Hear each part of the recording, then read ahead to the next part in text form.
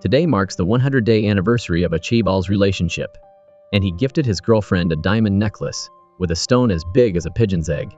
Just as she was basking in the joy of receiving the present, the Chaebol boyfriend, with a cold look, said it was a breakup gift.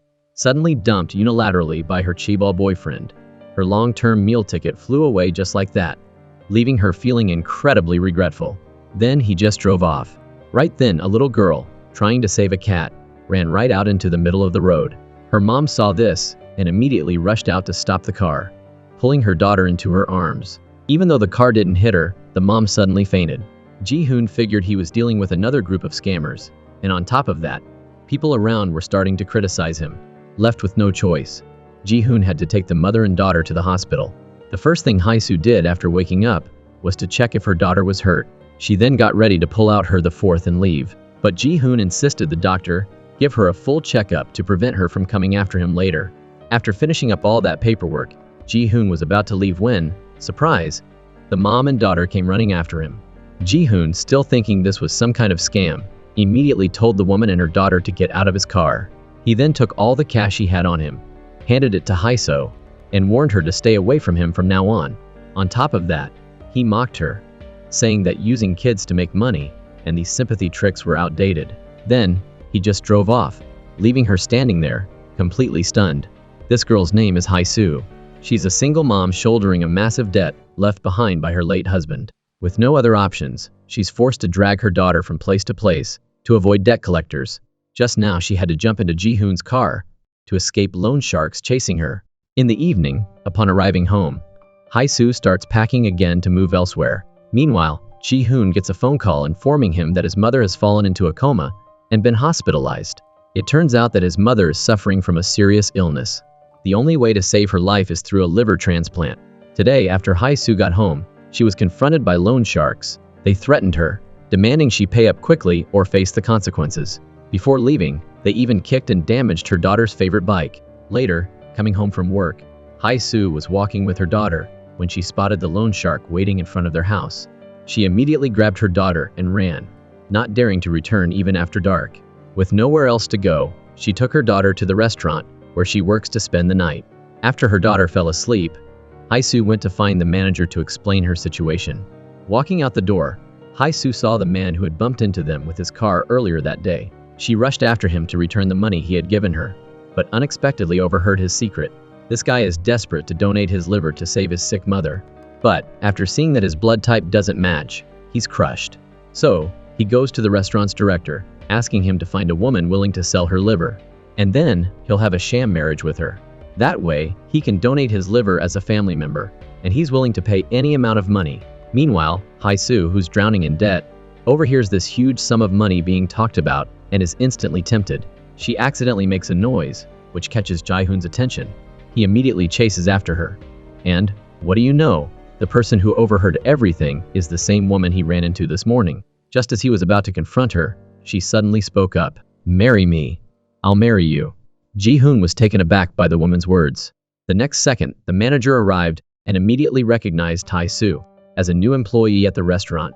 After introductions, Hae-soo realized the man in front of her was the owner of the restaurant and promptly left with her daughter. The next day, Ji-hoon went to Manager Park, urging him to quickly find a suitable candidate for the fake marriage. On her first day of work, Hae-soo earned the head chef's approval. She thought she had finally secured a stable job, but the thugs suddenly showed up at the restaurant. They not only pushed Hae-soo to the ground, but also started causing trouble, forcing the head chef to step in and teach the gangsters a lesson. Hae-soo, not wanting to be a burden to anyone, decides to quit her job. Before leaving, she returns the compensation money to Ji-hoon, down to the last penny. Ji-hoon tells her that given her current situation, she shouldn't be returning the money. Hae-soo says she knows she needs the money, but she wants to keep things separate and then says goodbye. It's at this moment that Ji-hoon starts to see Hae-soo in a different light. Right after, the manager introduces a potential fake marriage partner to Ji-hoon. This woman shows up in a bright pink robe and over-the-top blush, making Ji-hoon feel like a total fool. And on top of that, when he hears the woman's age, the manager nearly faints. This woman is 46 years old. She could practically be Ji-hoon's mom. Even when he got outside, Ji-hoon couldn't stop laughing, because the matchmaker was seriously unbelievable. How could anyone believe they were a married couple? Later that night, while Ji-hoon is drowning his sorrows at a bar, he suddenly pulls out the money. Hae-soo returned to him from his pocket. He remembers when Hae-soo offered to marry him, but what he doesn't know is that Hae-soo is about to become homeless. Because of her debts, Hae-soo hasn't been able to pay rent for months. She stops by her kind landlady's place to pick up her daughter. But when the landlady goes inside, she finds the little girl is nowhere to be found. Hae-soo ran home frantically to find her daughter. She found Yoon-sung holding a small cake with a piece of paper shaped like a candle on top. Turns out, Yoon-sung wanted to congratulate her mom on getting a new job. Even though it was just a choco pie, Yoon-sung still let her mom eat first. This little girl is so well behaved and understanding. The more understanding her daughter was, the more heartbroken Hae-soo felt. After a sleepless night, Ji-hoon finally made a decision. He used Hae-soo's resume to drive to where she lived. The landlady thought he was there to collect a debt and angrily chased him away. Ji-hoon hadn't gone far when he saw Hae-soo looking for work. She was intently staring at an advertisement recruiting women to serve drinks at bars. The pay was 10 million won, which tempted Hae-soo. However, she was not the kind of person who would do such work casually. Just as she turned around, she saw Ji-hoon. He grabbed her hand and took her straight to a hotel to discuss the fake marriage. He explained that there were certain risks involved. If they were found out and reported, they could both end up in jail. Then, Ji-hoon suggested that Hae-soo get a blood test first. Unexpectedly, Hae-soo said she needed time to think about it. A wealthy guy like Ji-hoon didn't know the first thing about respecting others. Although Hae-soo considered asking for more money, the truth was she was hesitant because of her daughter. Ji-hoon's mean assumptions about her made her feel extremely uncomfortable. Even though she was poor, she had her pride. She ultimately turned down Ji-hoon's offer and went back to her hard-working life. The debt collectors still showed up from time to time to harass her. It even seemed like the universe was playing a cruel joke on her.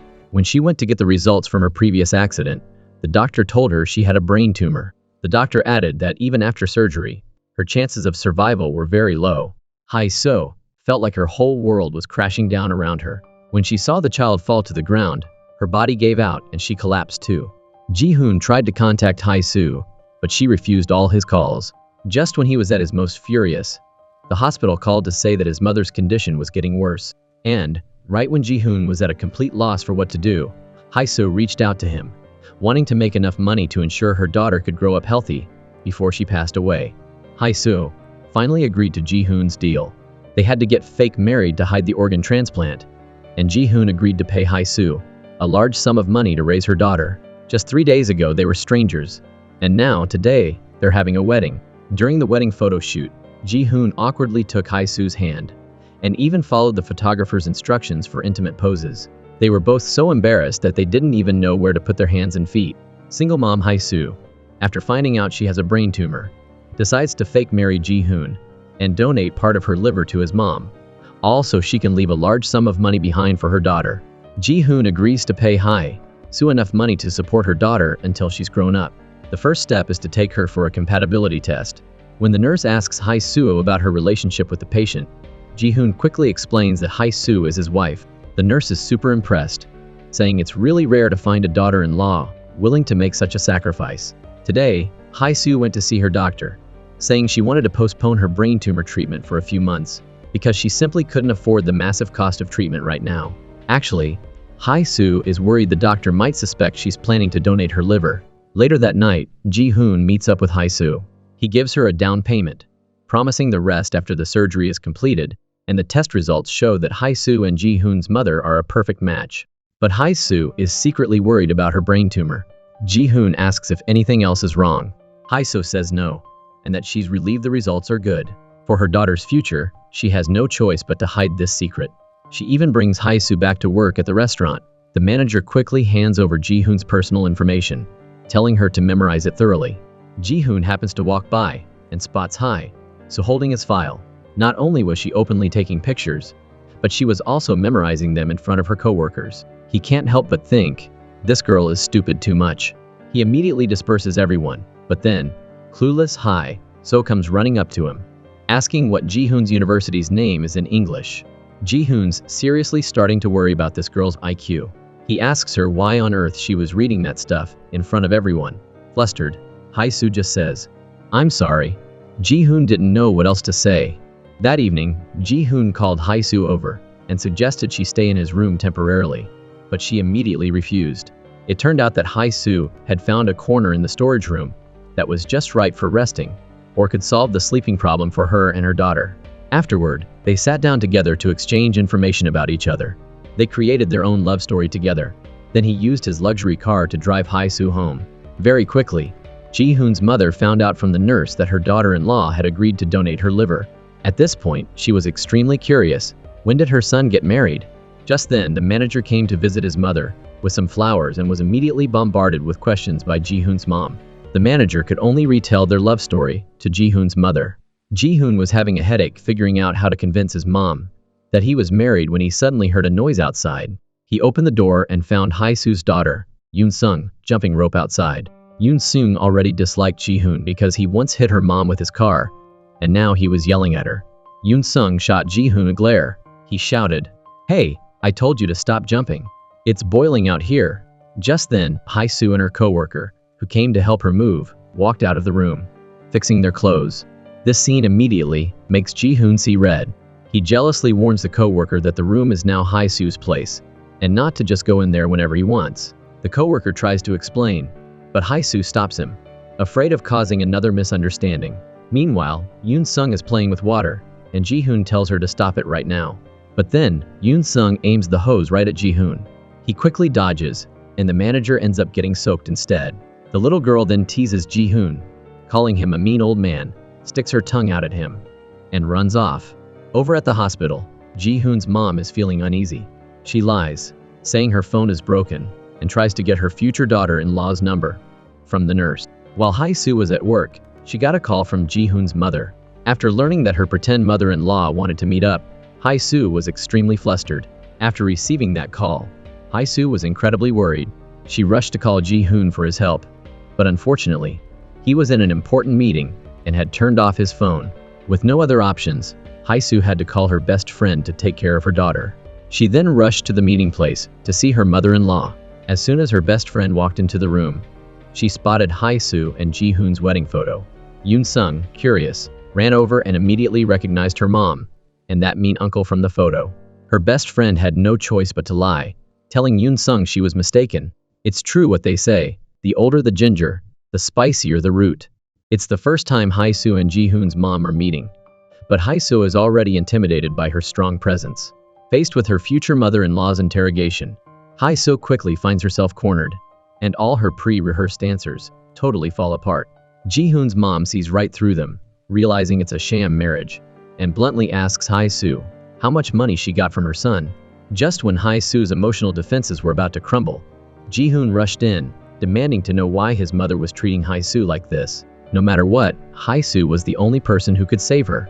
Ji-hoon then bluntly admitted to his mother, "Alright, you guessed right."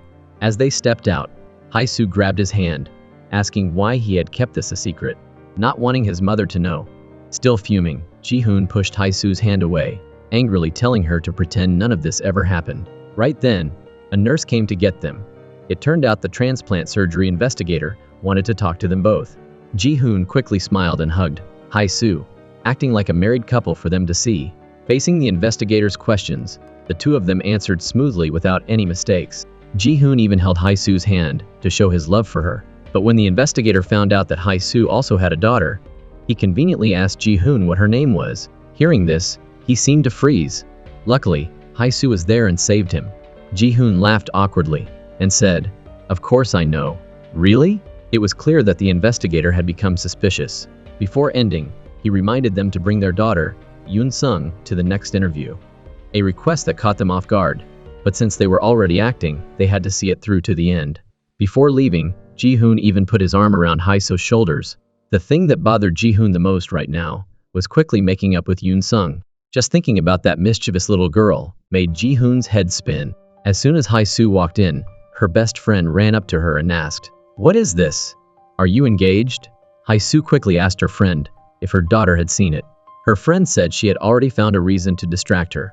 Faced with a barrage of questions from her friend, Hai-soo said she would explain it to her later. Then, she hid the documents in the closet and pretended to greet her daughter normally. Little did she know that a smart girl like Yoon-sung had already sensed something was off. A wealthy heir, besides marrying a single mother, wants to use this fake marriage to have his sham wife donate her liver to his mother. However, during the interview, they aroused the investigator's suspicion. They were asked to bring Hai-Su's daughter next time, which gave Ji-hoon a huge headache because he and that stubborn little girl didn't get along.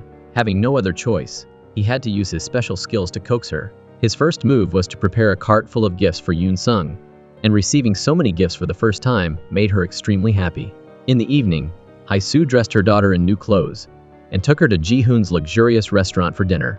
While she was in a good mood, Hai-Su frankly confessed to her daughter about having a boyfriend. Right after that, Ji-hoon appeared with a warm smile. When she found out that her mom's boyfriend was the mean old man she hated, she didn't say much but took off all her clothes and shoes and then ran straight out. Yoon-sung, stop! Stop right there! The stubborn Yoon-sung yelled. I hate him. I can't stand him. Being an arrogant heir, how could he stand this stubborn little girl? Just like that, the first attempt at reconciliation between the two of them completely failed. His anger still simmering, Ji-hoon received a call from the hospital saying that his mother was refusing the liver transplant. Ji-hoon was rushed to the hospital immediately. His mother didn't want to ruin her son's bright future because of her, but Ji-hoon was still determined to cure her illness, because, you are my family, my only family. Hearing Ji-hoon's heartfelt words, his mother didn't insist anymore. The next day, Hai-Su took her daughter to the amusement park. Yoon-sung wanted to be lifted to feed the giraffes, but Hai-So wasn't strong enough to do it. At this moment, Ji-hoon once again appeared like a shining star and lifted Yoon-sung. Yoon-sung turned around, and when she saw that mean old man, she struggled, broke free from Ji-hoon's arms, and ran away. Hai-Su and her daughter happily enjoyed the scenery, while Ji-hoon, like a thief, stood far away, secretly observing them. No matter how hard Ji-hoon tried to win her over, the little girl remained unmoved. When Ji-hoon took the opportunity to take a photo with them, Yoon-sung immediately got up and left. Yoon-sung quietly stood behind the Christmas tree, and just as she peeked out, she saw Ji-hoon holding ice cream, trying to scare her, which made her jump. As a result, the balloon in Yoon-sung's hand flew away. Looking at the ice cream Ji-hoon brought, she didn't hesitate to directly knock it away and shout, "Go away, this is my mom." The reason Yoon-sung did this was because she was afraid of losing her mother's love. She hugged her mother tightly, cried loudly, and said, "Mom, don't leave me." Hai-Su had to constantly comfort her daughter. When Ji-hoon came back with a bunch of balloons, the two of them were already long gone. He stood there lost and remembered that year. He also parted with his mother at this amusement park. His mother wanted to take him to his father's house and, not wanting to leave, told him to listen to his father and not to fight with his brother. He didn't want his mother to abandon him, but at this moment he couldn't do anything else. So Ji-hoon threw the ice cream on the ground and chose to live with his unfamiliar father. Ji-hoon, in the luxurious mansion, simply couldn't adapt. At night, when he went to bed, he spread a blanket on the floor to sleep, and from then on, his stepmother disliked him for being uneducated. Late at night, he decided to sneak out to find his mother. He ran to his mother's house and tried to throw stones at the window, but there was still no response. It wasn't until the sound of an ambulance siren was heard that Ji-hoon suddenly heard the neighbors talking around him. Only then did he realize that his mother had ended her own life. The news that his mother was someone else's mistress also spread throughout the neighborhood. Then the ambulance left, and Ji-hoon ran after it, helplessly shouting his mother's name. He still clearly remembered the fear of losing his mother. Finally, Ji-hoon sat beside the big bunch of balloons, eating the ice cream all by himself. On the way home, Hai-Su asked her daughter, "Can't mommy and that man be together?" Yoon-sung argued, "No, I don't want that." Yoon-sung fell asleep but still held her mother's hand tightly, afraid that her mother would leave her. After returning home, Hai-Su taught her daughter how to fold clothes. She was afraid that if she passed away, there would be no one to take care of Yoon-sung. Hai-Su wanted her to be able to take care of herself, but Yoon-sung misunderstood and thought that her mother would abandon her to live with Ji-hoon. The next day, Hai-Su went to her best friend and talked about the fake marriage. She wanted her friend to be a witness to prove her marriage to Ji-hoon. Her friend scolded her, asking if she had gone crazy. "If this is discovered, you'll go to jail. Then what will happen to Yoon-sung?" Hai-Su knew the risks, but she was running out of time. She wanted to leave that money for her daughter and begged her friend to help her. Her friend, taking pity on Hai-Su's fate, finally agreed to her request. Today, Ji-hoon's mother came to the restaurant to find her son, but accidentally discovered that Hai-Su was working there. This was just too absurd. Seeing this, Mrs. Myran wanted to go directly to a lawyer to deal with this fake marriage. By the time Hai-Su brought water, Mrs. Myran had already left. Hai-Su hurriedly ran in the rain to look for Ji-hoon's mother. On the road, in the pouring rain, this fake daughter-in-law was holding her supposed mother-in-law tightly, saying that if she wanted to die, she should take her along too. Just now Mrs. Myran, not wanting her illness to burden her son, intended to end this with her death. Luckily, Haisu caught up with her in time and pulled her back. Mrs. Myran cried loudly, saying that all her life she had been a burden to her son, and she didn't want to be a burden to him anymore. Finally, she pushed Haisu down and rushed into the middle of the highway. Haisu quickly got up and ran to push Mrs. Myran away. After getting up, she continued to seek death. Haisu could only hug her tightly and say, "Then take me with you. I'll die with you. If you want to die, then I'll die with you. For my sake, please try to live on. I don't want to die at all. I want to live." Haisu begged Ji-hoon's mother to keep living. No matter how tragic life might be, life is still precious. Haisu broke down and collapsed. Ji-hoon happened to see this scene. Haisu continued, "I'm begging you." Ji-hoon quickly ran over to shield them from the rain. Seeing Ji-hoon also begging his mother not to seek death, he felt extremely heartbroken. Finally, Ji-hoon took his mother back to the hospital. As soon as he left the hospital room, Ji-hoon saw Haisu, who looked like a drowned rat. He immediately took off his coat to give to her, but Haisu refused his kind offer and left alone. Quickly, Ji-hoon drove after her and patiently persuaded her to get into his car. After Haisu got in, Ji-hoon immediately turned the heat up to the highest setting and then took off his coat to cover Haisu. Ji-hoon also said that Haisu didn't need to worry about the interview because he would find a way to deal with it. Yoon-sung's curiosity was growing day by day.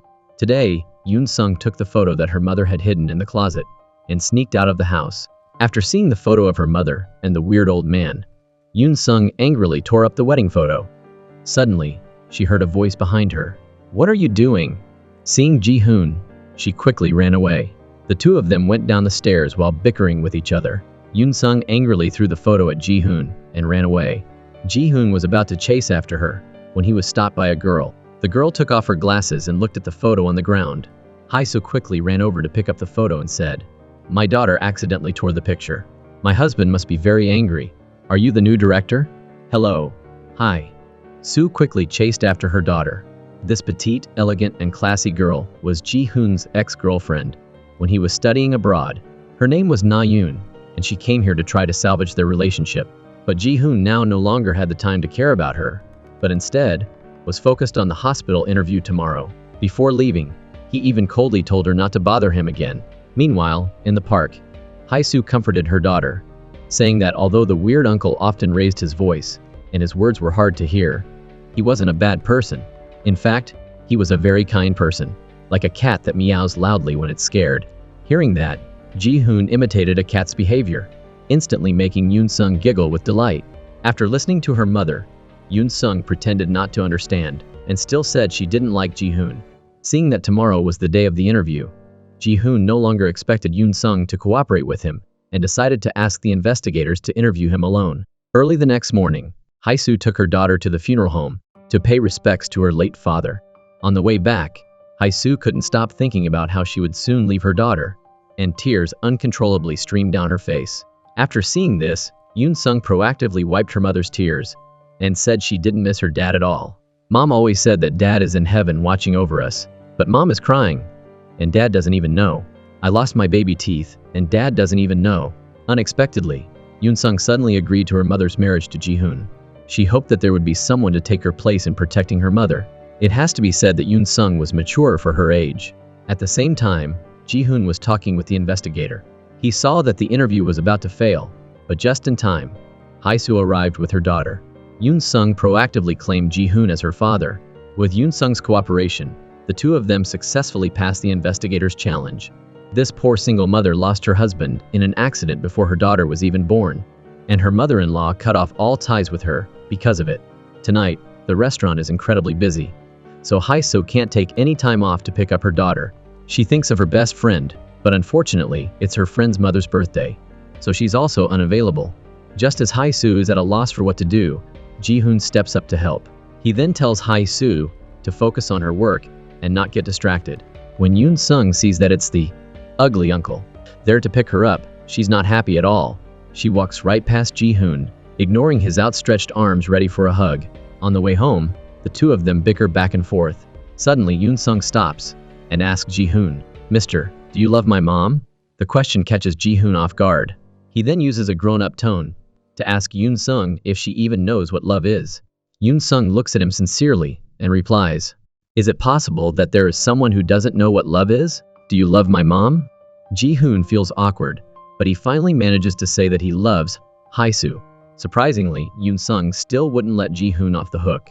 She could only use her hands to measure the love she had for her mom. Then she said, "You can't be like my dad and leave us, okay? You have to promise to grow old with my mom." Faced with Yoon-sung's sincere plea, Ji-hoon was at a loss for words. He couldn't bear to be cruel to this innocent little girl. But he also didn't want her to find out that he and her mother were only in a contract marriage. Ji-hoon felt incredibly guilty at that moment. Just then, Ji-hoon received a call from the investigators. They informed him that his mother's transplant application had been approved. Hearing this, Ji-hoon felt like a huge weight had been lifted off his shoulders. Meanwhile, Yoon-sung's grandmother suddenly showed up at Hae-soo's place. She had heard that Hae-soo found a new, rich husband and was living a happy life. This made her furious, especially since her son was lying dead on the ground. Just then, Ji-hoon drove up and got out of the car, carrying Yoon-sung. Hae-soo's mother-in-law saw this and felt even more injustice for her son. Unable to hold back any longer, she took all her anger out on Hae-soo. Ji-hoon saw what was happening, handed Yoon-sung to the manager, and rushed over. The cruel mother-in-law shoved Hae-soo to the ground. Then, looking at Ji-hoon, she said, "Are you her new husband? Make sure you live well. You two be really happy together. And don't even think about mistreating my granddaughter." With that, she turned and left. Even though her mother-in-law hated her to the bone, Hae-soo didn't blame her. She still considered her as her mother-in-law. Ji-hoon, standing nearby, couldn't bear to watch any longer. "Why are you so weak?" he asked. "You didn't do anything wrong in front of her. Besides a pile of debt, what else did your husband leave behind? Why do you keep holding on to his memory?" Hae-soo wouldn't allow anyone to insult her husband like that. "He was a good person," she said. "He always gave me the best of everything. He wasn't a bad person like you say." On the way home, Ji-hoon says the review was approved, and they can schedule the surgery soon. Hae-soo feels a huge weight lifted off her shoulders and is relieved. But Ji-hoon is feeling really uneasy. I mean, it's her liver that's about to be taken out, and this girl is acting all happy about it. Hae-soo laughed and said she was worried. Ji-hoon wondered why she was so naive. He said, "After this is all done, I'm going to divorce you soon. Go find a good man, you understand?"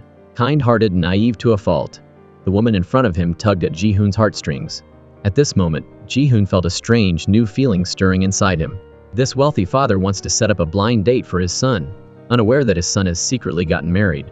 As soon as Ji-hoon sees his dad's call, he gets a major headache. He racks his brain, then uses the excuse of being too busy with work to turn down the blind date. His dad thinks he's resisting the blind date because he feels inferior as an illegitimate child. So the next day, he goes to Ji-hoon's mother to get her to talk some sense into Ji-hoon. But he's surprised to hear from the butler that Mrs. Mi-ran is in the hospital. He decides to go to the hospital to see what she's up to. Meanwhile, Hae-soo brings some fish soup to visit Mrs. Mi-ran. As Ji-hoon arrives at the hospital, he spots his dad's familiar figure. He rushes over, but the elevator doors close. Hae-soo carefully pours the soup for Mrs. Mi-ran. Even the doctor, who comes in for a checkup, can't stop praising Mrs. Mi-ran's thoughtful daughter-in-law. Donating part of your liver to your mother-in-law is no small feat. You're so lucky to have such a good daughter-in-law. Ji-hoon's father overhears this from outside the room. Ji-hoon hurries to catch up, but is a step too late. Seeing her plan is about to be exposed, Mrs. Mi-ran calmly shoos the doctor away. She then lies, saying Hae-soo is her caregiver, and because she's so hardworking and kind, everyone at the hospital likes to joke that she's her daughter. But Ji-hoon's father isn't so easily fooled. He suspiciously watches Hae-soo leave, then starts arguing loudly with Mrs. Mi-ran. He blames her current situation on herself, telling her not to even dream of continuing to deceive his precious son. Overcome with agitation, Mrs. Mi-ran struggles to breathe. She angrily throws Ji-hoon's father out, and even throws the bowl of soup Hae-soo made for her onto the floor. Ji-hoon's dad, the chairman, sees him secretly meeting with Mrs. Mi-ran, and is furious.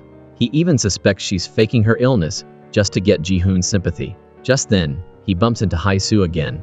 He demands that his son tell him who that girl is, and orders him to come home that night to explain everything clearly. Hae-soo returns to the hospital room to pick up the broken pieces of the bowl from the floor. Thinking about how her son's plan might be discovered by his father, Mrs. Mi-ran is extremely downcast. Ji-hoon tells her he'll handle everything and that she shouldn't worry, just rest. Little does he know, his father is secretly investigating Mrs. Mai Ran's illness. Come evening, when Ji-hoon gets home, his father confronts him directly, asking who the girl from earlier is. Surprisingly, Ji-hoon admits straight up that Hae-soo is his girlfriend. This leaves his father shocked. Ji-hoon adds that he plans to formally introduce Hae-soo to him soon, but unexpectedly, his father says he can't wait, and suggests that Ji-hoon bring his girlfriend home for dinner the very next day. This makes Ji-hoon freeze, seeing his son's uneasy expression.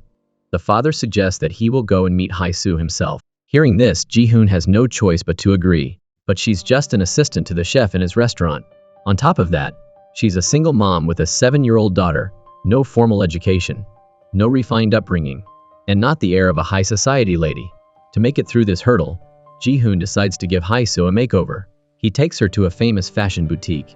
Hae-soo casually checks the price tag on a blouse and is immediately shocked by the outrageous price. Ji-hoon rushes over to stop her unrefined behavior and then signals to her how rich people shop.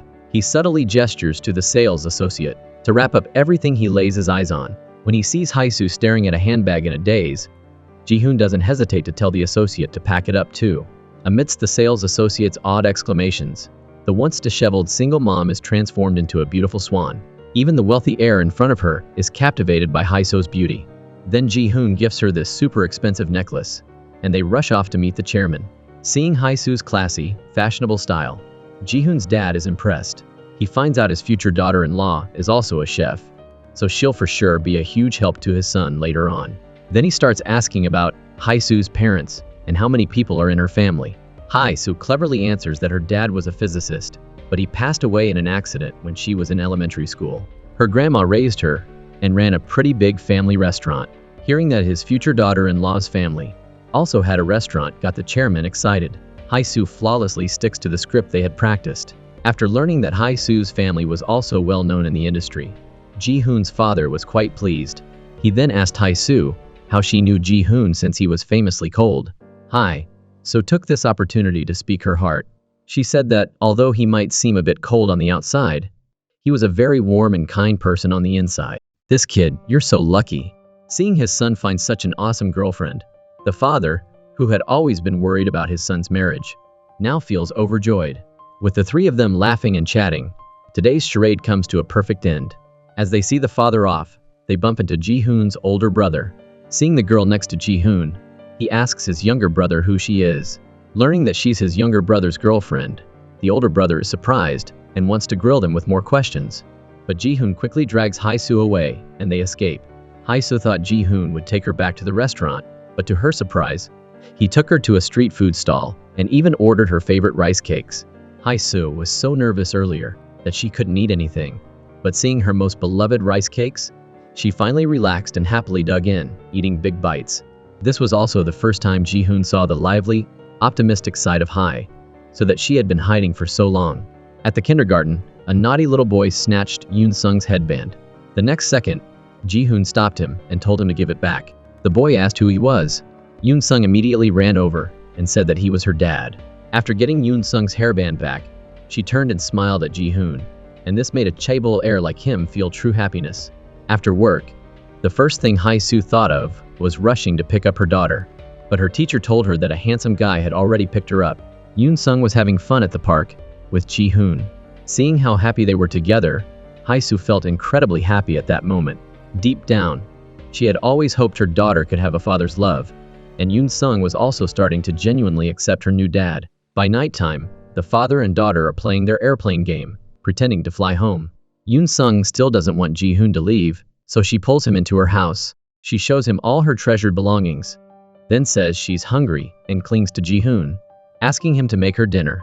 Ji-hoon, breaking his usual habits, decides to whip up his specialty dish for the mother and daughter. Soon enough, a steaming pot of noodles is ready. As the three of them sit down to eat together, Ji-hoon notices a draft coming into the room. It turns out the window is loose, and he realizes it definitely needs fixing. Seeing that it's getting late, Hae-soo walks Ji-hoon out. Just as he's leaving, he trips on the doorstep, hopping around in pain. It turns out the motion sensor light outside is broken. Ji-hoon says that needs to be replaced too, worrying what might happen if Yoon-sung got hurt. No one knows exactly when Ji-hoon transformed into this doting dad figure, worrying over the little girl. As she sees Ji-hoon off, Hae-soo can't help but smile. Back at his place, Ji-hoon is also grinning like an idiot. He even flops down on the table, reveling in the feeling of being needed. He's on cloud 9, dancing around his house. What he doesn't realize, though, is that all of this is a sure sign he's fallen head over heels for Hae-soo. The rich heir lifts the girl he likes onto the table, sticking close to her, and says he's going to prepare a meal for her. He tells her to sit tight right there and wait to enjoy his cooking. Hae-soo feels incredibly awkward, with Ji-hoon's eyes glued to her. Even as he leaves to cook, he reminds her to be good and listen to him. So, Ji-hoon gets busy in the kitchen, while Hae-soo happily watches him from her perch. A beautifully cooked piece of beef makes its grand entrance, making Hae-soo shy away from looking directly at it. When she finally tastes it, it's delicious. She gives him 99 points, holding back 1 point to keep him from getting cocky. Ji-hoon thoughtfully feeds her bites of beef, and the fake couple ends up having a romantic dinner right there in the restaurant. Suddenly, a female employee who had already left for the day returns. Afraid of being discovered, Ji-hoon and Hae-soo quickly hide, spotting the girl in a short, sexy dress. Hae-soo pulls Ji-hoon back, not letting him look. Then, the employee notices Hae-soo's braid. She starts searching for her, yelling Hae-soo's name throughout the restaurant, occasionally stopping to admire herself in the mirror. Ji-hoon and Hae-soo quickly duck out of sight. The girl accidentally drops her coat, and as she bends down to pick it up, she nearly gives them a show they didn't ask for. Hae-soo rushed over and covered Ji-hoon's eyes. Luckily, the other girl's boyfriend called right then, and she happily left. The fake couple finally breathed a sigh of relief and stepped outside. They didn't know whether to laugh or cry about what just happened. Hae-soo had wanted to avoid the other girl to prevent trouble, but rumors about the two of them were still spreading throughout the restaurant. Because they often went to work together, this had already caught the attention of other staff. The manager showed up, cutting them off and telling them to be quiet, but unexpectedly, the girl overheard and, wanting to stir things up even more, kept on talking, making even the manager worried for Hae-soo. To squash the rumors, the restaurant manager purposely makes Hae-soo clean up in front of the restaurant, a scene that Ji-hoon's older brother happens to see. He's super curious because the last time he saw Hae-soo, she was dressed up to meet his dad, and now she's suddenly a cleaner at the restaurant. So he goes inside and asks a staff member about Hae-soo's real identity. Unluckily for her, he asks the one employee who's jealous of Hae-soo. Without hesitation, she spills the beans that this supposed sister-in-law is just a kitchen assistant here. Not only is her husband dead, but she's also a single mom with a daughter. After finding out his younger brother had deceived their dad, Young-hoon, having gotten the dirt on Ji-hoon, feels like he's hit the jackpot. He rushes home to snitch on him to their father. Meanwhile, Ji-hoon's dad, after doing some digging, got his hands on Hae-soo's liver donation application. That's when he realized he'd been tricked by his son and saw through the whole plan. At this moment, Ji-hoon is happily buying a motion sensor light at the supermarket, but the manager comes by to warn him to keep his distance from Hae-soo, because rumors about them are already spreading all over the restaurant. After school, Yoon-sung is waiting downstairs, like always, for Uncle Ji-hoon to come and play cards. And Ji-hoon, looking down from upstairs, feels terrible, but to avoid any risks, he has to act this way. That evening, Ji-hoon was getting ready for a business trip to Jeju Island, but Hae-soo was hit with a cold and couldn't stop coughing. She quietly checked her phone, looking up brain tumor symptoms online. The pain became unbearable, so Hae-soo forced herself to get up and take some medicine, but her body temperature kept rising, and she was on the verge of passing out. Seeing her mom in so much pain, Yoon-sung was heartbroken. She quickly grabbed her mom's phone and called Ji-hoon. Ji-hoon saw Hae-soo's name on the caller ID, but purposely didn't answer. Seeing this, Yoon-sung called back again, and this time Ji-hoon's heart went over his mind. After answering the call, Ji-hoon found out that Hae-soo was sick. He immediately turned the car around, got Yoon-sung dressed, and then carried Hae-soo to the hospital. After regaining consciousness, Hae-soo immediately wanted to pull out the fourth needle and flee the hospital because she was afraid that her brain tumor would be discovered. Ji-hoon couldn't do anything else at this moment, so he let it go. When they got home, he got a basin of ice and a wet towel for Hae-soo and put it on her forehead. Then, he took a silk scarf to keep her neck warm. Hae-soo was deeply touched by his actions. Ji-hoon was so worried about Hae-soo that he didn't leave all night and just slept on the sofa. Early the next morning, he gently carried Yoon-sung back to bed and carefully tucked the mother and daughter in before leaving. The wealthy heir has unknowingly fallen for the single mother he married in name only, and he even dotes on and loves her daughter. Today, after eating and finishing school, Yoon Sung happily ran up to Ji-hoon and pulled him along to show him something. This heartwarming scene left the manager stunned.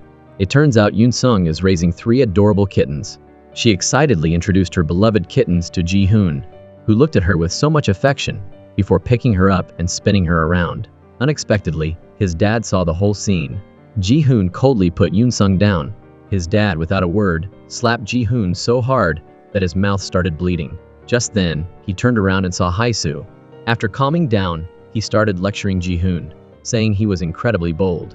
Not only did he dare to get involved in an illegal liver trade, but behind his back, he also started playing dad to someone else's daughter. If this were exposed, the empire he'd built over all these years would be completely destroyed. Regarding this matter, Ji-hoon has nothing to explain. His father orders him to get a divorce and cancel the surgery. But Ji-hoon refuses because his mother's survival depends on this operation. He begs his father to pretend he doesn't know and just let this go. But his father remains firm, even threatening Ji-hoon that if he doesn't obey, he himself will go to the police. That evening, Ji-hoon sits quietly, watching the stray cats that Yoon Sung brought home. Hae-soo sees him, comes over to comfort him, and tells him that she'll always support him. Then, she carefully wipes away a trace of blood on the corner of his mouth. Suddenly, a bright light flashes from behind. Got it! Little Yoon Sung took out her phone and captured this happy moment. Early the next morning, after learning that his mother's surgery had been postponed, Ji-hoon rushed to the company to beg his father to give his mother a chance to live. But his father inadvertently said that he couldn't put everyone's lives at risk just to give her a chance to live. He then relentlessly berated Ji-hoon's mother, saying that such an evil woman wanted to ruin his son's life. He also ordered Ji-hoon to immediately return to work at the company the next day, to stay away from that woman, and not to return to the restaurant anymore. Today, while Hae-soo was working, she suddenly collapsed, her fingers trembling uncontrollably. Hae-soo knew all too well that her brain tumor was getting worse, so she headed to the hospital for a checkup. But right as she was about to walk in, she got a call from Ji-hoon's father, asking to meet with her. As soon as they met, the chairman exposed all her lies from before, saying how dare a single mother like her toy with the chairman of a large corporation. He threatened Hae-soo, telling her to quickly divorce his son and return the money, or else she would face the consequences. Hae-soo even knelt and begged him to let her have the surgery, as it had been so hard for her to persist until now. But the chairman just saw Hae-soo as the kind of woman who would stop at nothing to get money, and he shoved her aside and left, realizing she can't go through with the surgery and that her time is running out. Hae-soo is overcome with worry for her daughter, Yoon Sung. She looks at her daughter's photos, her heart filled with agonizing pain. At that very moment, she receives a call from her mother-in-law. Her mother-in-law tells her that she no longer holds any resentment towards her. She apologizes for blaming her for her son's death and advises her to live a good life with her new husband, hoping she finds true happiness and joy. Faced with her mother's unexpected forgiveness, Hae-soo, overcome with emotion, couldn't hold back any longer. Tears started pouring down her face. She rushed off the bus, but in her haste, she left her phone behind on the seat. After getting off, Hae-soo was like a lost soul, wandering forward without any sense of direction. Reaching into her pocket, she suddenly realized her phone was missing. She hurried back to the bus stop to look for it, but no matter how hard she searched, she couldn't find it. Completely broken, she collapsed to the ground, sobbing uncontrollably. She had no idea what to do, even though she desperately wanted to live. Hae-soo didn't want to die. She wanted to happily raise her daughter and watch her grow up. She cursed the heavens for being so unfair, pleading for someone to come and save this poor girl. After chasing Hae-soo away, Ji-hoon's father immediately called him and handed him divorce papers. No matter how much Ji-hoon explained that Hae-soo wasn't a gold digger, his father wouldn't believe him. When Ji-hoon found out that his father had met with Hae-soo privately, he immediately drove out to search for her. She wasn't at home, and she wasn't at her best friend's place either. Not knowing what else to do, Ji-hoon could only return and sit in front of the restaurant, waiting for Hae-soo to appear. Just then, Hae-soo showed up. Ji-hoon excitedly rushed over and embraced her tightly, but Hae-soo coldly pushed him away and walked off. Back in her room, Hae-soo looked at photos of the three of them together. She realized how much a part of her heart they had become. In the end, the father had to give in. Ji-hoon was his only son, whom he valued. His older son was just a good-for-nothing playboy. Not wanting to upset Ji-hoon, he agreed to let him proceed with the surgery for his mother, but only on the condition that he never see her again afterward.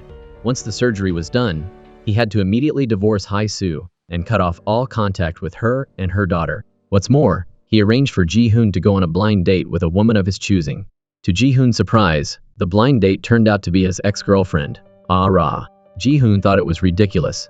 Ah-ra, unable to contain her curiosity, asked what the relationship was between Ji-hoon and Hae-soo. With things as they were, Ji-hoon was straightforward and admitted the truth about his relationship with Hae-soo. It was actually a fake marriage. Ah-ra was over the moon, confidently waiting for Ji-hoon to come back to her. The next day, Ah-ra purposely brought her co-workers to Ji-hoon's restaurant for a meal. She even met with Hae-soo privately to stake her claim, declaring that she was now Ji-hoon's girlfriend. Hae-soo was confused but could only wish them well. Just then, Ji-hoon returned to the restaurant, and Ah-ra immediately introduced him to her co-workers as her boyfriend. Hae-soo, heartbroken, hid in a corner, feeling the pain. Right at that moment, Jung-hoon, completely drunk, showed up at the restaurant, intentionally trying to pick a fight with his brother in front of everyone.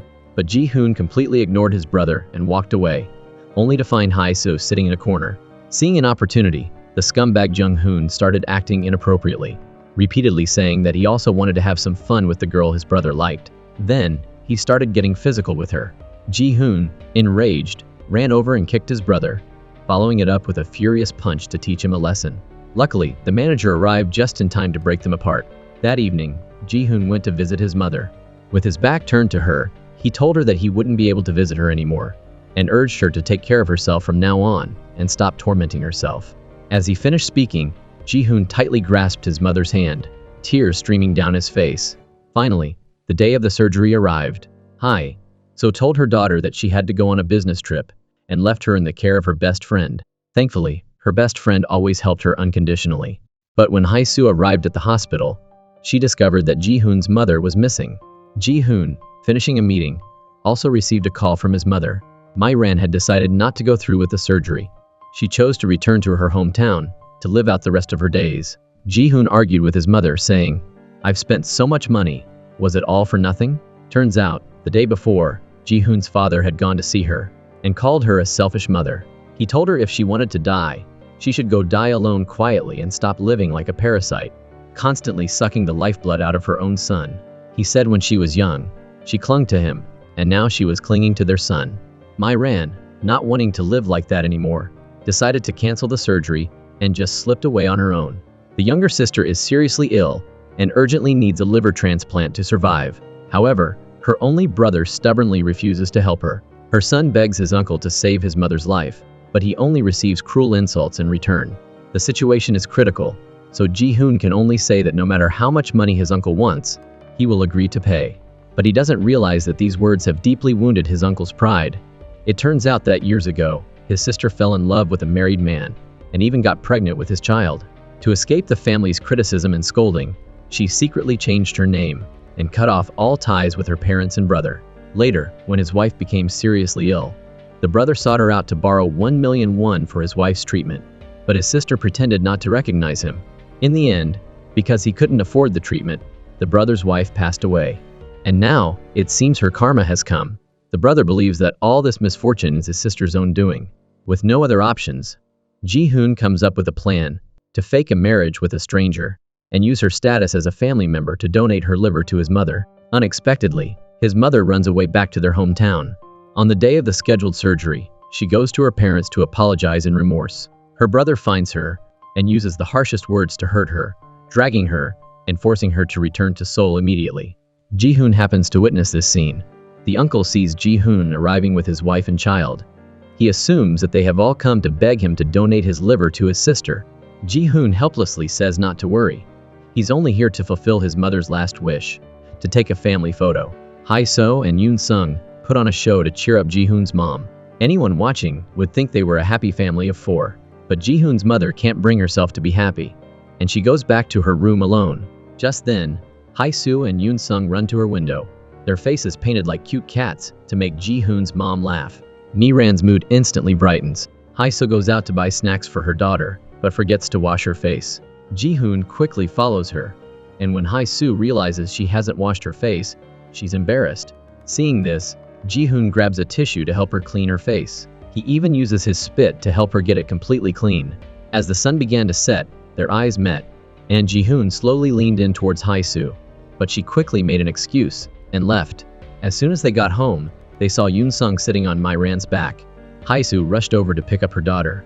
But instead of being angry, Mi-ran hugged Yoon Sung tightly. That evening, the whole family sat down to dinner together and took a happy family photo. Just like Mi-ran wished. Ji-hoon wanted to convince his mom to go back to Seoul for surgery. But Mi-ran was determined to stay there and peacefully live out her final days. In the end, Ji-hoon chose to respect his mother's decision. When Hae-soo found out, she immediately objected. Knowing her own time was limited, she wanted to donate her liver to Ji-hoon's mother as soon as possible. Ji-hoon told her that even though the surgery wouldn't happen, he would still give the remaining money to Hae-soo, and their agreement would end there. He thanked Hae-soo for giving him the warmth of family during that time, and they shook hands to say goodbye. Just as Ji-hoon was about to leave, Hae-soo held his hand and gave him a kiss on the cheek, a kiss soaked in tears of sorrow. In that moment, Ji-hoon could no longer hold back the feelings he'd been hiding in his heart.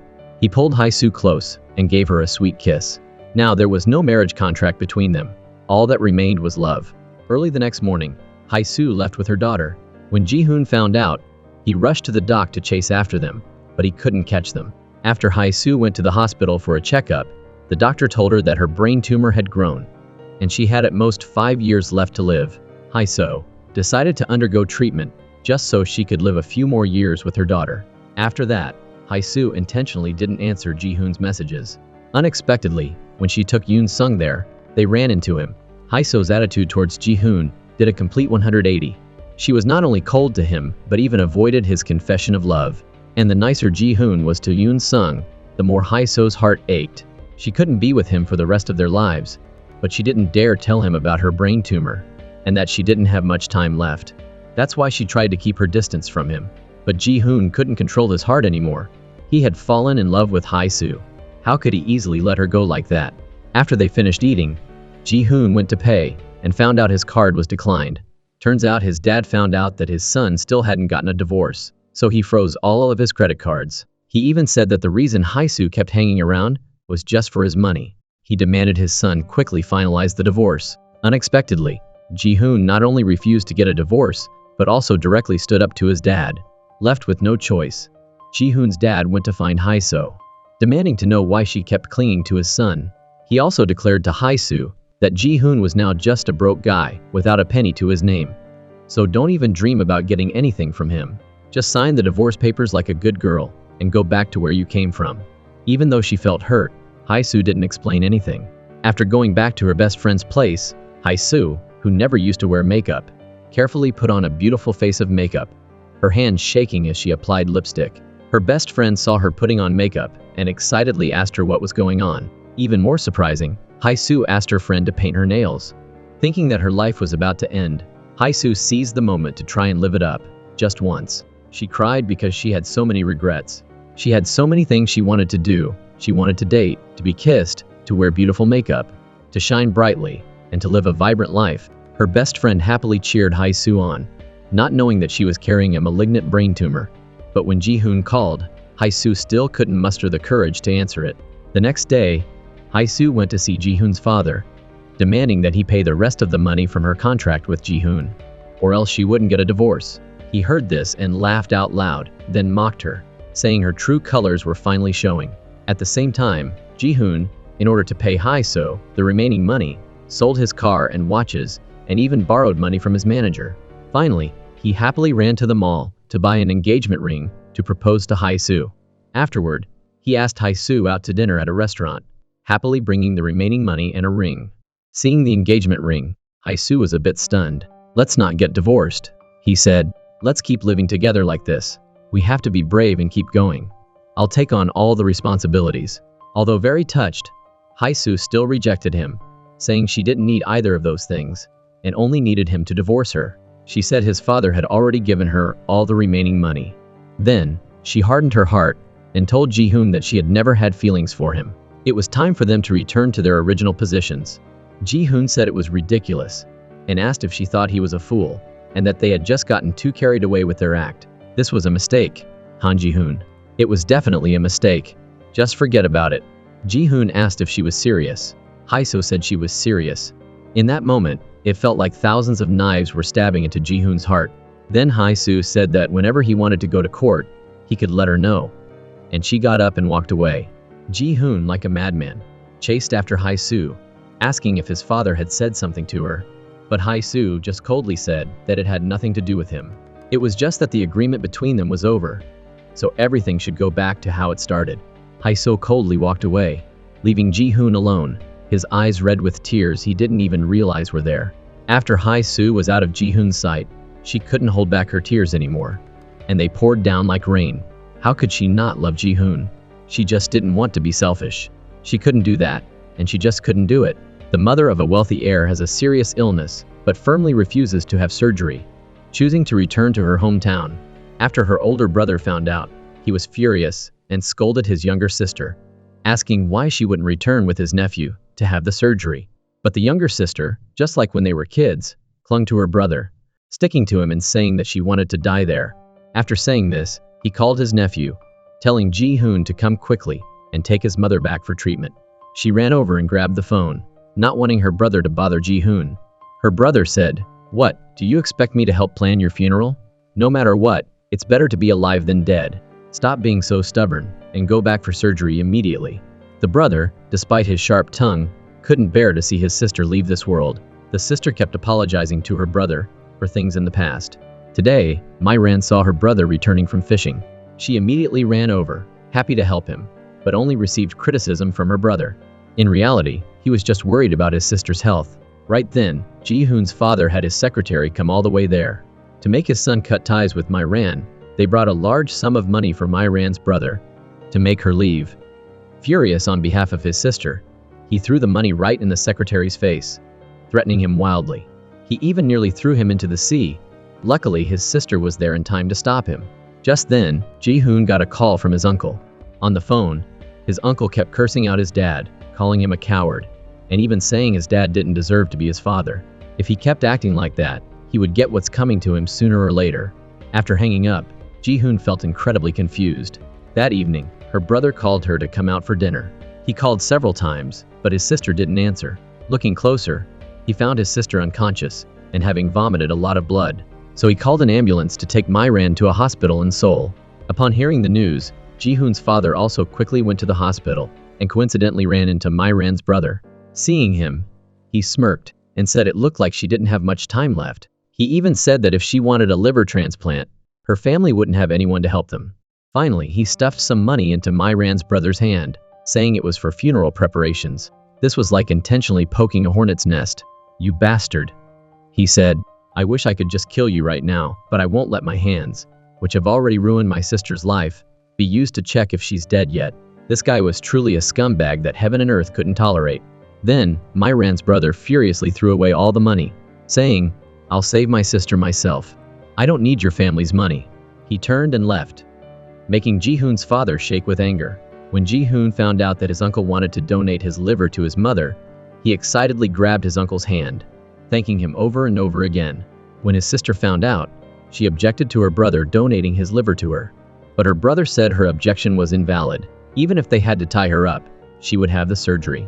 He said that once she recovered, she would have to do many good deeds so that when she met their parents later, she wouldn't feel ashamed. How wonderful to have a brother like this. At this moment, Myran couldn't hold back tears of happiness and gratitude. Perhaps these were tears of kinship. Even if they had once seen each other as enemies, time would heal their wounds. Meanwhile, her best friend kept clinging to Hae-soo, wanting her to open a small restaurant with her. This had always been Hae-soo's dream, but Hae-soo declined her best friend's request. Her best friend worried that Hae-soo might misunderstand, thinking she would take her money. Finally, Hae-soo told her best friend her secret. After learning the truth, her best friend hugged Hae-soo tightly and cried loudly. Why was life so unfair? Why was it so cruel to a kind single mother like Hae-soo? The next day, Hae-soo went to see the manager, and coincidentally saw Yoon-sung dancing in the street. Ji-hoon immediately picked her up and left. Hae-soo told her daughter that she and Ji-hoon weren't married, so they had to move away. Yoon-sung was sad and didn't want to leave Uncle Ji-hoon. Yoon-sung scolded her, saying she told her mom not to fight with him, and that she would tell him to make up with her mom.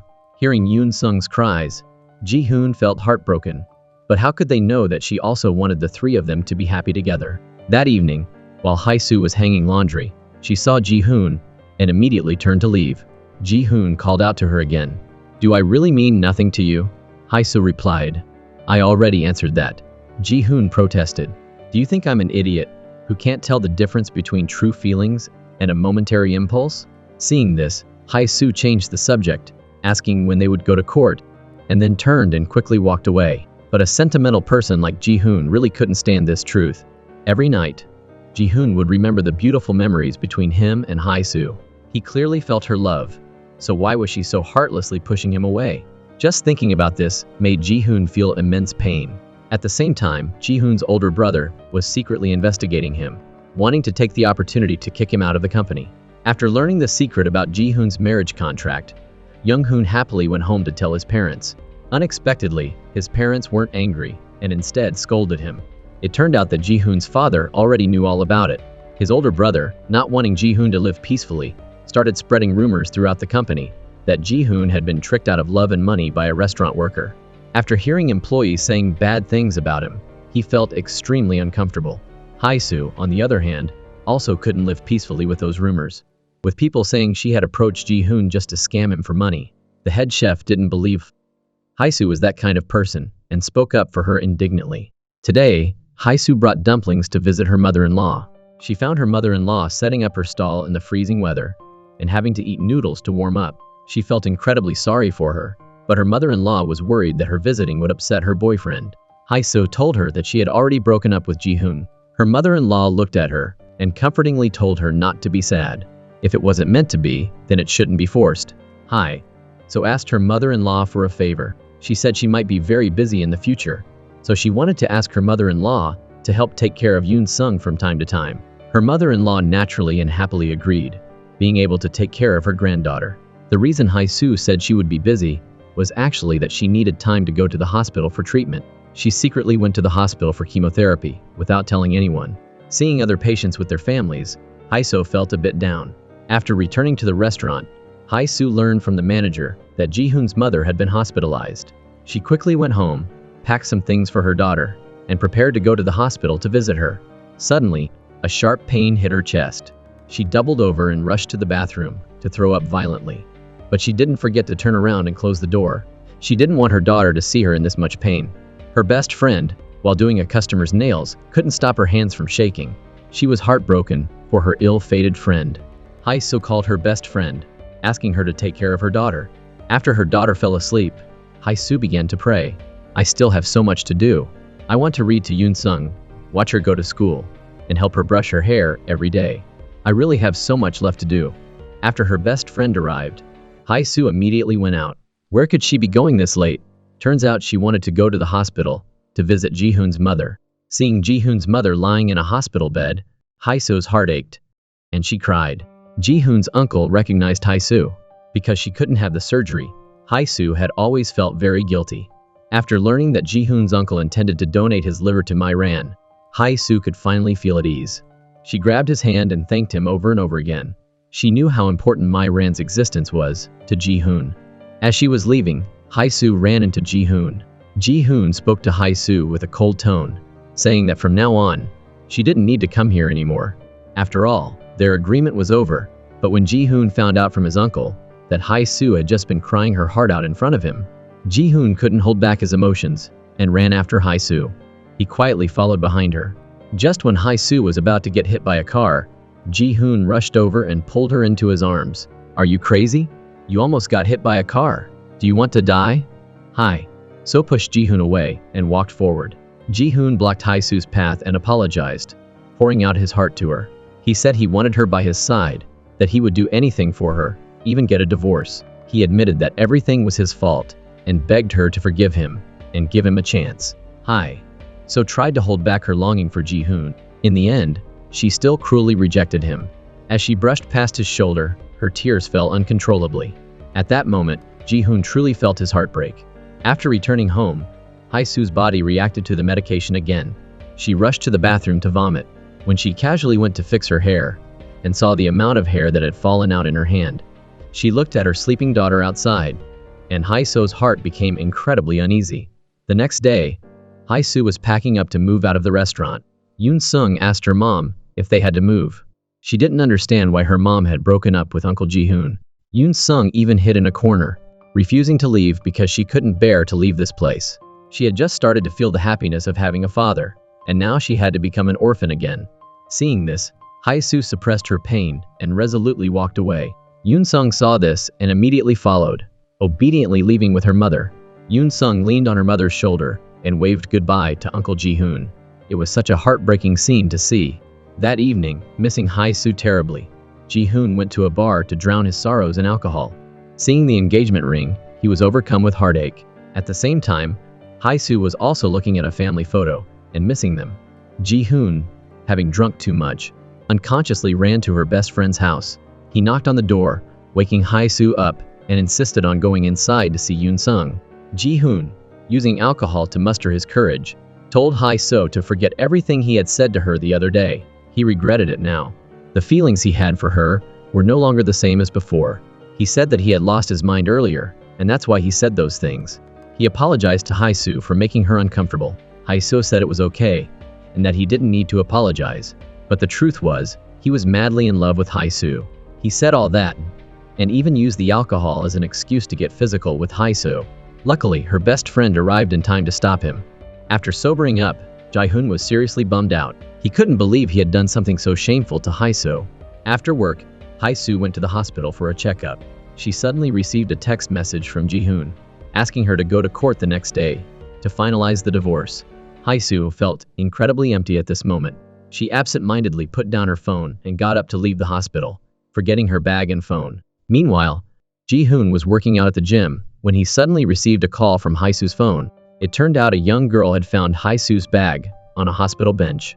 She saw that Ji-hoon was the most recent contact, so she called him. Ji-hoon rushed off, not knowing why Hae-soo would have left her bag at the hospital. He hurried to the hospital. The girl compared the photo on the phone screen. After confirming that Ji-hoon was a relative of the phone's owner, she returned the phone and bag to him. Seeing that Hae-soo had set their family photo as her phone's wallpaper, Ji-hoon felt strangely happy. At that moment, he accidentally found a prescription from the neurosurgery department in Hae-soo's bag. He took the prescription and went to ask the doctor about it. As a result, he got lectured by the doctor, who questioned what kind of husband he was for never once coming with his wife for treatment. Ji-hoon felt extremely confused. "What do you mean, painful treatment? I don't know what illness she has." The doctor asked if he really didn't know. The doctor then clearly explained Hae-soo's condition to Ji-hoon. When he found out that Hae-soo had a terminal illness and her life was now being counted down, Ji-hoon couldn't accept this cruel truth. Just then, Hae-soo hurried back to the hospital to look for her bag. Ji-hoon had left her bag at the reception desk and hid in a corner, quietly watching the woman he loved leave. After returning to the restaurant, Ji-hoon went to the empty room. Without Hae-soo and Yoon-sung there, he remembered how strong Hae-soo was when they signed the contract. He should have realized something was wrong then. Seeing the picture of a family of 3 that Yoon-sung drew, Ji-hoon couldn't hold back his pain and burst into tears. At this moment, he felt immense regret. He regretted being so foolish. The woman he loved was being tormented by a terrible disease, and he didn't even know. Today was the day the single mother and the wealthy heir were getting divorced. Hae-soo gently brushed her hair, and a large clump of it fell out. To avoid Ji-hoon noticing her illness, she resolutely took scissors and cut off her hair. Hae-soo cried as she cut, but she really had no other choice. Afterward, she put on some light makeup, which surprised her best friend. Hae-soo said that since this was the last time she would see Ji-hoon, she wanted to look pretty. Ji-hoon was already waiting outside the courthouse early. Seeing Hae-soo's short hair, Ji-hoon was a bit surprised. Then he suggested they have one last meal together, and then go to the movies. After the movie, the two of them took a walk under the cherry blossoms. The reason Ji-hoon did all of this was just so he could spend a little more time with Hae-soo. He was waiting for Hae-soo to tell him her secret, while Hae-soo thought he was just stalling and didn't actually want a divorce. Left with no choice, Ji-hoon could only complete the divorce proceedings with her. After Hae-soo finished, Ji-hoon took the divorce papers and crumpled them up. Hae-soo angrily asked what he was doing. Ji-hoon said he couldn't divorce her. Hae-soo said, "Are you crazy?" Ji-hoon said, "Yes, I'm crazy." He then turned and left, ripping up the divorce papers in front of Hae-soo, firmly stating that he would save her. Hae-soo was momentarily stunned. Ji-hoon scolded her, asking why she was torturing herself like this. She had saved his entire life, and he would save hers too. Her actions were driving him crazy. Hae-soo knew she was sick back then, yet she still signed that contract. Ji-hoon called her a fool, asking what he was supposed to do if she left. "Hi. Soo avoided his question and begged Ji-hoon to divorce her. Only then could she get the money from his father, and Yoon-sung's future would be secure. Hearing this, Ji-hoon told Hae-soo to use him. As long as she didn't divorce him, she could do whatever she wanted. But Hae-soo said that if they continued this marriage, she would be completely exhausted, both physically and mentally. She was truly in too much pain. Ji-hoon said he would divorce her, but that didn't mean he would abandon her. He wanted her to listen to him from now on. At this moment, Hae-soo was truly in immense pain. She leaned into Ji-hoon's embrace and cried loudly. Now, these two people who truly loved each other had finally broken down the walls around their hearts. This single mother was suffering from a brain tumor. To avoid burdening her loved ones, she secretly ran away to her hometown. She wanted to return to the place where she had once lived. But when Hae-soo reached the coast, happy memories of her and Ji-hoon flooded her mind. Hae-soo unconsciously went to the small restaurant her grandmother used to run. An orphan like Hae-soo and her grandmother relied on each other, living together. Now the restaurant was still there, but her grandmother had long since passed away. Ji-hoon, unable to contact Hae-soo, was frantically searching for her. He went to her best friend's nail salon and found out that Hae-soo had gone to his mother's place. Unexpectedly, his mother, like him, couldn't contact Hae-soo either. When Ji-hoon saw Yoon-sung, he was incredibly happy. But his mother, seeing him, immediately changed her expression and told him to stop clinging to her daughter-in-law. Ji-hoon felt utterly helpless at this moment. Meanwhile, Hae-soo, because of the worsening brain tumor, was lying in pain in a boarding house.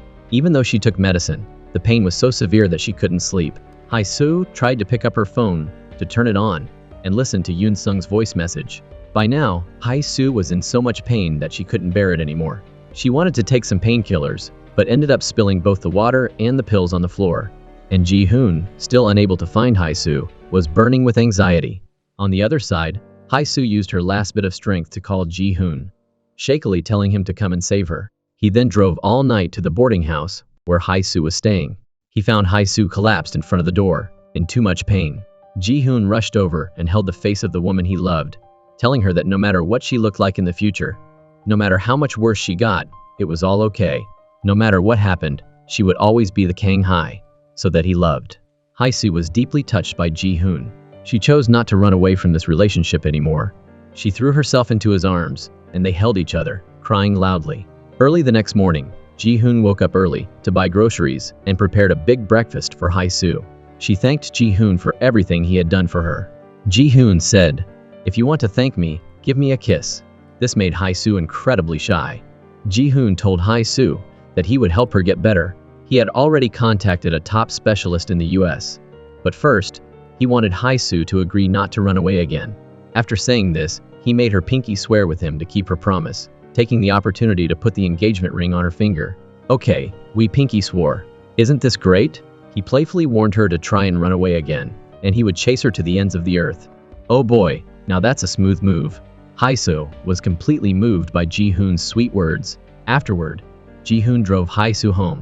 When her mother-in-law heard that Hae-soo and her boyfriend had made up, she wasn't angry at all. Instead, she encouraged her and Ji-hoon to be together. She could see that he treated Yoon-sung very well and would definitely be a good man. Hae-soo was deeply touched when she heard this. At the same time, Ji-hoon also received a reply from the professor in the US. Their findings were the same as Hae-soo's previous diagnosis. Hae-soo's situation wasn't optimistic, which deeply disappointed Ji-hoon. He didn't dare tell her this result, so he chose to keep it a secret for the time being. Meanwhile, Jung-hoon was feeling pretty good about having the upper hand on his younger brother. But little did he know, their dad was already onto everything. He went to Jung-hoon and gave him a serious talking to, even pulling out proof that Jung-hoon had been secretly using company money. Jung-hoon immediately dropped to his knees, begging his dad for another chance. But Chairman Sung-guk was completely fed up with his useless son. Later, Ji-hoon went to his dad's place to hand in his resignation. He decided he was done with the family power struggle and just wanted to live a peaceful life with Hae-soo. Hearing this, the chairman was furious. He believed that all of this was Hae-soo's fault, so he immediately sent his secretary to find her. When Ji-hoon's father found out that Hae-soo had a brain tumor yet still signed the contract to donate her liver to Ji-hoon's mother, he felt that this scheming woman would do anything for money. He questioned Hae-soo, asking what kind of spell she had put on his son, that Ji-hoon would seek out top professors in the US for her and even disregard his family's business. He then gave her the diagnosis report sent from the US, hoping Hae-soo would leave his son. Haiso took the diagnosis to her doctor. After learning the results, she found that they were indeed not optimistic. At the same time, Ji-hoon was standing outside the operating room, waiting.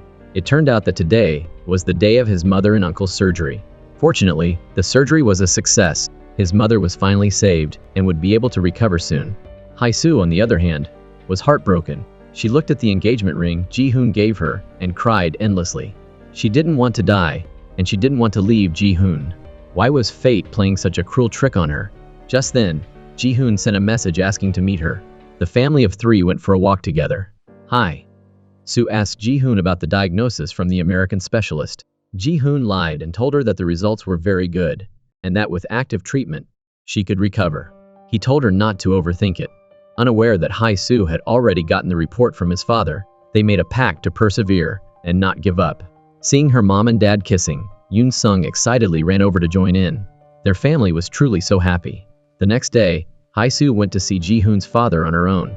She returned the money from the agreement that he had given her earlier. Ji-hoon's father was very suspicious, but Haisu explained that she didn't have the surgery back then because she was afraid that if she died, her daughter would have no one to rely on. This money didn't belong to her, and if she used it to raise her daughter as a mother, she would feel incredibly ashamed. She wanted to be a mother that her daughter could be proud of. For the first time, Ji-hoon's father saw Haisu in a different light. Today, Ji-hoon proactively revealed the secret of his fake marriage to the shareholders and officially resigned, which made his father furious. His father had wanted Haisu to take all the blame, but Ji-hoon, in order to protect her, ruined his own future. After leaving the company, Ji-hoon felt an unprecedented sense of relief. That evening, he couldn't wait any longer and brought a bouquet of flowers to Haisu. He slowly walked towards her, and they embraced each other tightly. In this moment, Haisu felt a happiness she had never experienced before. The three of them started their new, happy life together. At the dinner table, Ji-hoon even asked Yoon Sung to start calling him dad, and she happily agreed. Ji-hoon was so thrilled to hear it that he kept asking her to say it again. He couldn't stop smiling throughout the entire meal. Meanwhile, Ji-hoon's dad was having a rough time. Not only was he swamped with work at the company, but he also had to come home to his useless, good-for-nothing son, Young-hoon, who did nothing but laze around all day. Fed up, he angrily sent Jung-hoon off to one of his subsidiaries in America. Jung-hoon's mom couldn't stand her husband's favoritism, so she decided to go to America with her son to live. In the end, he was left all alone, isolated in that huge mansion. Meanwhile, Haisu's condition was getting worse. She was vomiting more and more often, which made her incredibly anxious. The next day, when she went for another therapy session, the doctor advised her to stop the treatment. Haisu's body had become too weak, her immune system was compromised, and the side effects of chemotherapy were taking a toll on her health. Continuing the treatment could do more harm than good. Left with no other choice, Haisu had to pause her therapy. After hearing the news, Ji-hoon was furious with Haisu's doctor. Once he calmed down, he begged the doctor to save Haisu, saying they had to save her no matter what. But then, he saw Haisu sitting there, dazed in a corner. He pulled himself together and gently comforted her, acting like nothing was wrong. He took her to eat whatever she wanted and suggested that Haisu change to a different hospital, but she refused and lied to Ji-hoon, saying the doctor told her she was improving, so he shouldn't worry. Ji-hoon then took the mother and daughter to their new home, a place for the three of them. He even set up a room for Yoon Sung, just the kind she had always dreamed of. Haisu was incredibly touched by this. Yoon Sung kept calling him Dad over and over, and it was like Ji-hoon was under a spell. Haisu wished that time could just stop right then and there. That evening, looking at her sleeping daughter, Haisu felt a pang of heartache. She worried that if one day she suddenly passed away, there would be no one to take care of her little girl. So the next day, Haisu went to see her mother-in-law. They had a nice meal together. Haisu felt sorry for her, seeing her out in the cold, trying to sell her things. Her mother-in-law noticed how pale Haisu was looking and how much weight she had lost, which made her worried. Haisu took this chance to open up to her mother-in-law about the brain tumor she was battling. She told her that if one day she passed away, she hoped her mother-in-law could take care of Yoon Sung. Her mother-in-law was completely stunned. At the same time, Ji-hoon arrived and told his mother everything, hoping she'd support his relationship with Haisu. But his mom wasn't on board. After all, what mother in the world wants to see their child jump into a fire pit? Haisu's condition would only bring more pain down the road. Myran knew that Haisu was a good woman, but she also worried for her son. Ji-hoon told her not to worry. that this was all his own choice, and he was doing it willingly. His mother, seeing there was no changing his mind, had no choice but to respect his decision. Meanwhile, Hai-Soo was at the supermarket buying groceries. She wanted to cook Ji-hoon a nice meal while she was still feeling okay. Back home, she started showing off her cooking skills, when suddenly, a sharp headache hit her. She ended up collapsing to the floor in pain. Yoon-sung saw this and was terrified. So told Yoon-sung not to come closer. The little girl was frozen in fear. Luckily, Hai-Soo's best friend showed up just in time to pick up Yoon-sung. Hai-Soo, still on the floor, couldn't get up, and then she accidentally burned herself on a hot pan. She cried out in agony. Just then, Ji-hoon arrived and found Yoon-sung outside, crying hysterically. When he went inside, he saw Hai-Soo slumped against the wall, helpless. Holding back his pain, he gently went over to her. Seeing the burn on her hand, he grabbed a bowl of ice to help treat it. He even teased her a bit, saying, "You got so excited to see me that you messed up the whole kitchen?" Hai-Soo felt incredibly embarrassed to be seen in such a miserable state by the person she loved. Ji-hoon pulled her into a hug and just kept comforting her. Afterward, her best friend takes Yoon-sung to the restaurant to visit her kittens, giving Hai-Soo and Ji-hoon some privacy. Hai-Soo makes Ji-hoon promise that after she leaves this world, he will return to where he truly belongs, and she hopes he can visit Yoon-sung from time to time. Ji-hoon asks if she's joking with him, saying where could she possibly go? He tells her to take back her words immediately. Seeing this, Hai-Soo agrees and says she will take back her words. Hai-Soo feels a headache coming on, so she goes to her room to rest. Meanwhile, Ji-hoon tries to finish the food Hai-Soo made, while tears stream down his face. In her room, Hai-Soo is also crying silently. When she wakes up, Hai-Soo sees a heart that Ji-hoon drew for her. Just then, she gets a phone call from her mother-in-law. Her mother-in-law encourages her, telling her to listen carefully and not to feel like she's about to die. Even though she took back those words earlier, she says she's already lost her son and can't lose Hai-Soo too. She tells her to be strong and to keep living, to think of Yoon-sung and keep living. After hearing this, Hai-Soo says she will try her best to keep living. She promises that she will keep on living. Ji-hoon, standing outside, overheard the conversation between Hai-Soo and his mother. In this moment, he felt a helplessness he'd never experienced before. The usually reserved chaebol heir suddenly decided to make a grand gesture. He prepared a romantic proposal, wanting to surprise Hai-Soo, the woman he loved. With his assistant's help, he believed he could win Hai-Soo's yes. Now, everything was ready, only the leading lady was missing.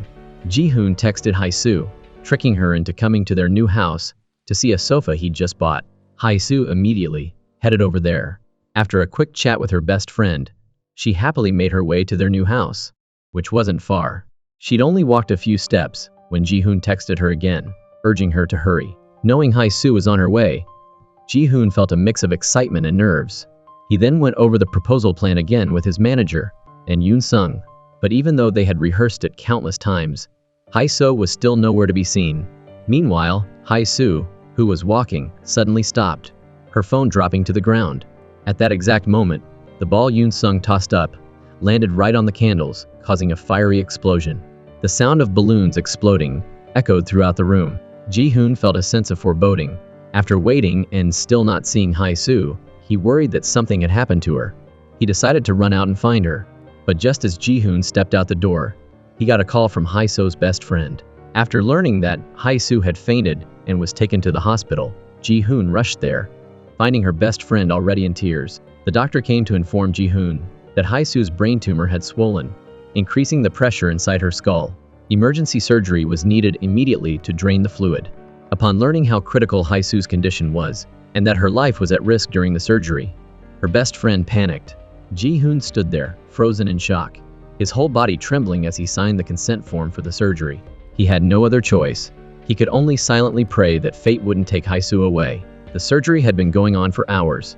Her best friend brought Yoon-sung to the hospital. Everyone waited anxiously for the outcome, when suddenly the light indicating the surgery was over lit up. Ji-hoon's heart felt like it was being squeezed. He was terrified of the worst-case scenario. He quickly told Hai-Soo's friend to take Yoon-sung home. Just then, the doctor came out. Hai-Soo's friend asked the doctor if she was still alive. The doctor said she was out of immediate danger. Hearing this, everyone finally breathed a sigh of relief. However, the doctor added that this surgery wasn't a permanent solution, as the tumor hadn't been completely removed. Situations like today's could happen again at any time. Ji-hoon bowed deeply to express his gratitude to the doctor. Seeing Hai-soo lying there unconscious, Ji-hoon's heart ached. His tears gently fell onto her small hand. He held her hand tightly, as if trying to transfer some of his energy to help her recover quickly. Witnessing this, her best friend felt happy for Hai-soo, because she had truly found a man who loved her deeply. After some time resting at the hospital, Hai-soo was finally able to be discharged. She put on the wig her friend had prepared for her and waited for Ji-hoon to pick her up. When Ji-hoon arrived at the hospital, he met with the doctor. The doctor urged Ji-hoon to take very good care of Hai-soo. If the tumor continued to grow and press on her nerves, Hai-soo could lose her cognitive abilities and even experience paralysis. The doctor encouraged Ji-hoon to stay strong until the end. Ji-hoon happily took Hai-soo home. His manager and Yoon-sung had decorated the house to welcome her back. Her best friend, not wanting to be a third wheel, left along with the assistant. Seeing how much effort Ji-hoon put into preparing all this for her, Hai-soo felt both touched and happy. She wished this moment could last forever. After Yoon-sung fell asleep, the two of them finally had some private time together. Suddenly, Ji-hoon said he had to leave, and Hai-soo felt a wave of disappointment. But then, Ji-hoon suddenly appeared from behind and swept Hai-soo off her feet. Early the next morning, Ji-hoon takes Yoon-sung out to get some exercise, while Hai-soo stays home to make breakfast. This is probably the happiest and most peaceful moment for their family. But suddenly, Hai-soo feels everything in front of her become blurry. She knows all too well that she's entering a new phase, where symptoms start appearing. When Ji-hoon and Yoon-sung get back, she acts like nothing happened. To keep Ji-hoon from worrying about her, the family of three happily enjoys the breakfast Hai-soo made. Today is the day Hai-soo is going back to the restaurant for a get-together with her coworkers. Hai-soo got up early to put on makeup and look extra beautiful. Ji-hoon gently hugs her from behind. What a blissful moment. As soon as they get to the restaurant entrance, Hai-soo starts feeling lightheaded. She tells Ji-hoon to hold her hand. Ji-hoon looks at Hai-soo with concern. Inside the restaurant, with everyone cheering them on, Ji-hoon and Hai-soo share a sweet kiss. But in the next second, Hai-soo almost faints. Ji-hoon rushed to embrace her, trying to ease the pain that Hai-soo was enduring. At this moment, everyone found the soup of the day to be very salty, but when Hai-soo tasted it, she couldn't taste anything at all. So she kept adding salt to her bowl, but still couldn't taste anything. The chef, seeing this, found it very strange. He tasted the soup from Hai-soo's bowl and almost died from the saltiness. He even joked, asking if Hai-soo was trying to prank him. But Hai-soo insisted that the soup tasted bland. Ji-hoon seemed to understand everything. He secretly switched his soup bowl with Hai-soo's. A friend nearby tasted it and said that Hai-soo's soup was indeed bland. Ji-hoon joined in, agreeing with them. Hai-soo seemed to realize something was off. She gently touched some spilled salt on the table and put it in her mouth. In an instant, she realized she had lost her sense of taste. As a chef, this was a very difficult truth for her to accept. Though heartbroken, Ji-hoon could only offer her a comforting look. The head chef noticed Hai-soo acting strange and asked if she was pregnant. Everyone ended up cheering and wishing them a baby boy soon. But the truth was, not only could Hai-soo not get pregnant, but she was also suffering from a brain tumor. After the gathering, Hai-soo thanked everyone for everything they had done for her. That day, after being discharged from the hospital, Ji-hoon's mother secretly watched Hai-soo from afar, but didn't approach her. She went to Ji-hoon instead and gave him a red envelope as a wedding gift for him and Hai-soo. Myran had planned to go see Hai-soo, but she was afraid it would upset her. Ji-hoon was overjoyed to receive his mother's blessing. Myran also decided to leave and return to her hometown to live with her brother. That evening, Hai-soo told Yoon-sung that she must be strong in the future, and even if she wasn't around, to keep living happily. Suddenly, Hai-soo's vision of her daughter became blurry. "My beautiful treasure," she said to Yoon-sung. "Even if I can't see anymore, I can still see you. Because I love you, that's how I see you." Yoon-sung, being young, simply thinks Hai-soo's eyesight is bad and tells her to just put on her glasses. She innocently wipes away her mom's tears. Seeing this scene, you can't help but feel so sorry for Hai-soo. It's like fate is just being incredibly cruel. Meanwhile, Ji-hoon is outside, carefully installing handrails for Hai-soo. He puts on her favorite song, and they hold each other close, gently swaying to the music. But Ji-hoon can't hold back his tears, they just keep falling. Hai-soo reaches up to touch his face. She's scared that after she loses her sight, she'll forget what he looks like. Overwhelmed, she starts crying too. Ji-hoon sees this and comforts her, saying she's not allowed to cry, and that no one gave her permission to cry like this. Hai-soo So tiptoes up and softly kisses Ji-hoon's forehead, thanking him and telling him that he's the person she loves most in the world. They gazed at each other, their eyes filled with a bittersweet mix of longing and love. Early the next morning, Hai-soo got up extra early to make a meal. Then, they headed to the zoo and saw a super cute panda, soaking up their precious, happy time together. Anyone who saw them couldn't help but feel a surge of happiness themselves. Ji-hoon says, "I don't know how much time we have left. Maybe it's a year, maybe a month, or maybe tomorrow will be our last day, but I won't have any regrets. So, there's only one thing I want to do right now, and that's to love you. Hai-soo, I love you. I truly, deeply love you. Every second, every minute, I love you." Even though Hai-soo's fate hasn't been kind, meeting someone like Ji-hoon might just be the greatest happiness she could ever experience. So, rather than a sad story, this is more like a story overflowing with warmth. Okay, that's it for now. Hit that subscribe button to see what happens next in the drama.